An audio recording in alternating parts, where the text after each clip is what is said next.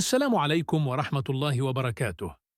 سنتكلم اليوم على كل من الموعد والتوقيت والقناة الناقلة وترتيب كل المنتخبين عالمياً، وذلك لمباراة كل من منتخب جنوب إفريقيا المحلي ومنتخب الجزائر المحلي في الجولة الثانية من كأس إفريقيا للمحليين.